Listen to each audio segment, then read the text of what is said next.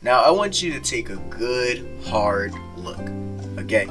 Take a good hard look at what's on the screen right now. Just give it a second. If you need a second, don't rush. Don't worry, there's no rush. I just want you to look at this and tell me what you see.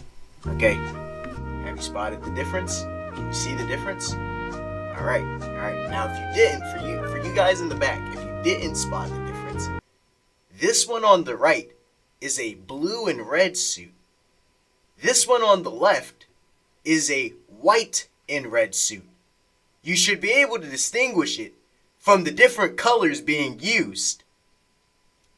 I didn't think I need to say that, but recently there's been a lot of discussion on Invincible. The tech jacket shit, animation budget still shit, and everything else about it still shit. But one thing that for some reason got brought up in the midst of all this was the fact that Omni-Man's suit was blue in the comics and not white. And for some reason, everybody seems to think that that's something to talk about because apparently everybody is fucking colorblind. I don't know how to explain this to you, but let me just break this down. If you go through issue 1 of Invincible, which I have a copy of right here, you can clearly see Omni-Man's suit is a sort of baby blue, light blue, sky blue, in like violet, I don't know, with a kind of red.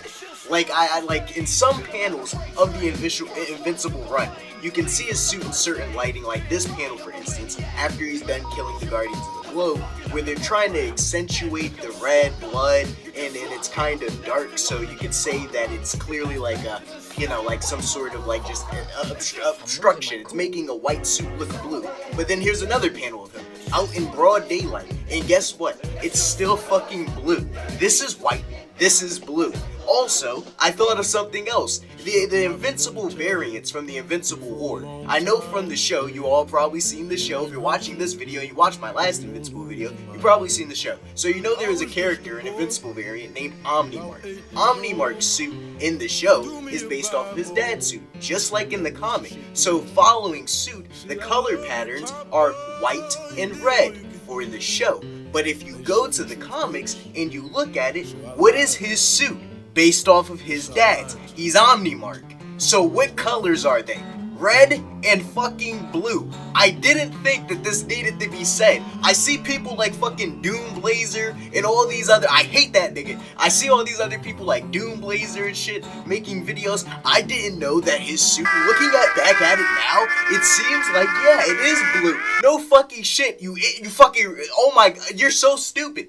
What the, and this is not even the main topic, okay? This is just one of many. I want to show you an Instagram video next, but I've been hearing a lot and seeing a lot of videos about LARPers, specifically within the JJK fandom and the fucking Invincible fandom. And I didn't really get it. I was like, okay, well, you know, I get there's an influx of newbies or casuals or you know normies that have come in the last like 4 or 5 years, starting at COVID and shit and building upwards. But I don't think most of them are LARPers. I just think they don't know what they're talking about. Nope. Here's a video from Instagram of some fucking stupid person whose nickname is Toji's Worm, talking about how no anime man has ever had, no anime protagonist that's a male has ever had to sacrifice their powers to save the world or anybody else. Just listen. Character that had to give up his power.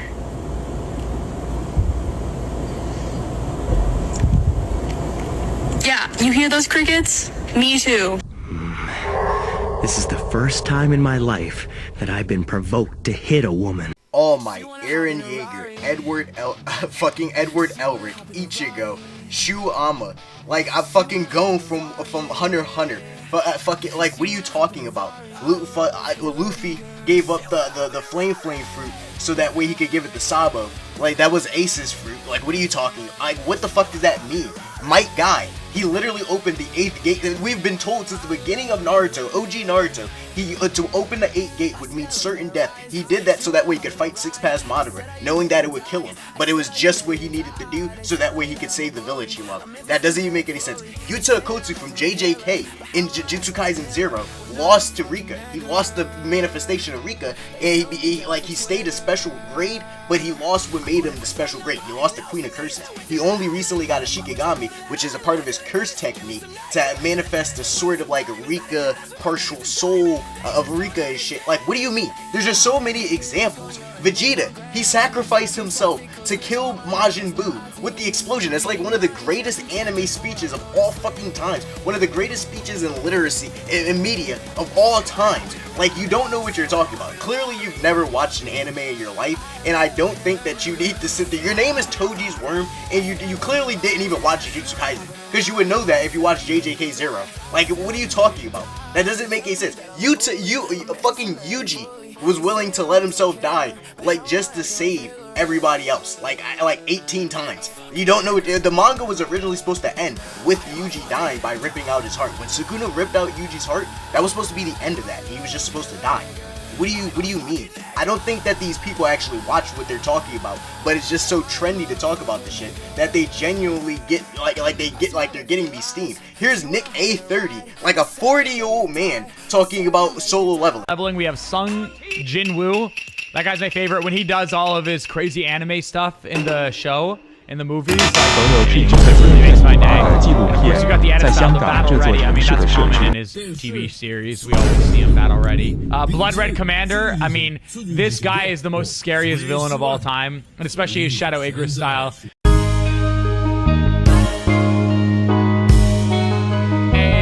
the most scariest villain of all time.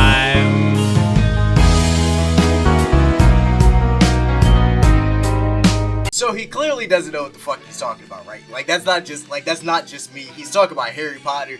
He's talking about like fucking Marvel. He's like he called it a movie. Thinking like you're a fan of something for clout is nothing new. The creators are dumbasses, and they clearly don't really give a fuck about what they're promoting or putting out there when it comes to terms of accuracy or anything. Like, they're just saying shit for either clickbait engagement or whatever. Who knows? Who gives a fuck? But the fans are also to blame too, or the supposed fans, like this video for instance, where somebody is arguing with the guy who literally drew Thrag about his height and then telling the creator to Google his own creation, as if he has a point. First of all, Google is 99% AI now and incorrect as fuck. Like, I could Google the most simplest shit and it will be just, like, the Google interpretation of it will be just absolutely wrong. But here's the video.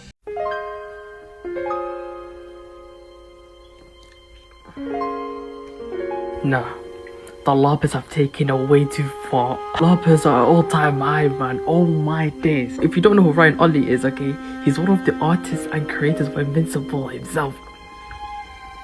Man said, Google it. He said, no, he's extending, Google it. How much can one LARP? What are the heights? How far can one go? Could one go beyond its limits? It's gone too far. Like, even in that Doomblazer clip from Instagram too, they were in the comment section just saying, yeah, I love Ryan, man, but I'm just gonna gaslight myself into believing it was always white. Why? What is the point of that? Why are you going to lie to yourself after getting confirmation for something you were curious about just because it didn't suit what you thought it was? That doesn't make any sense. Like, you can just be wrong, or you could just, like, have not seen it right. Like, I know I'm saying, like, you're fucking colorblind and shit if you didn't see it, mainly because it's true. But also, like, you could just, I don't know, like eyes and spectrums and colors and shit, you know, the human mind's complex. But it's like the amount of gaslighting that will happen to even the creator of the very thing that's being talked about is insane. Though, you know that fucking trend or that meme, like, where the fucking people be like, Oda said that Oda said that One Piece is gonna end at chapter 2,854,000,000, and then somebody come out, no dude, Oda never confirmed that. Nobody ever confirmed. No, Shanks is the world government tree. He's the One Piece or some shit. Oda never confirmed that, man. Imagine listening to Oda about One Piece. What the fuck are you talking about? Of course I'm gonna listen to the guy who made it. Now, I'm not saying that sometimes the audience's interpretation of what happened doesn't fit better with the story, like, at whole. Like, sometimes it just is that the audience gives better endings or better conclusions to like stories and shit. Like Stranger Things, for instance, everybody was giving much better endings than what happened, and it can be fun just fanficking sometimes and getting a little bit of the fandom shit going. But it's gotten to the point where everything has to be fandom approved. But yeah, man, the LARPs gotta stop. I mean, it's just cringe. Like, everybody can tell when you're not really into it. Creators, commentators, casual viewers, and casual fans. If you're not that deep into the lore, you don't take an extra time to go and research anything. You don't take your extra time to go and read the source material. You don't go back and look at older projects or older renditions or maybe different interpretations that aren't just like modern day random bullshit like the whole Miles Morales what if saga universe where the nigga was Thor, he was Hulk, his Asgardian swag or whatever the fuck he said. It was just like, it's just shit like that. Like, that's who they think they're writing for. Like, that's who these like companies have been convinced to be writing for. People who unironically wanted to see fucking Miles Morales wear Jordans and be Thor. That's the type of shit I'm talking about. If you like that shit, you're a LARPer. If you don't like that shit, there's probably hope for you yet, or you're a real fan. Also, quickly about the tech jacket stuff that I'm gonna get more into once the Invincible season 4 wraps up, like I did last time with season 3. I don't like. I know Kirkman said it's to open up new story possibilities, just like with the Shrinking Ray thing, which seems to be that she's going to be a love interest for Oliver, which is already kind of weird since they're kids, and people keep talking about that, which is making it weird too. But it seems like she's just gonna be a love interest for Oliver and then just go away eventually, just like Shrinking Ray. I know people keep trying to compare it like, oh, nobody cared about Shrinking Ray being gender swap. Yeah, that's because Shrinking Ray didn't do shit in the comics anyway and died a tiny bit earlier than the Shrinking Ray in the show.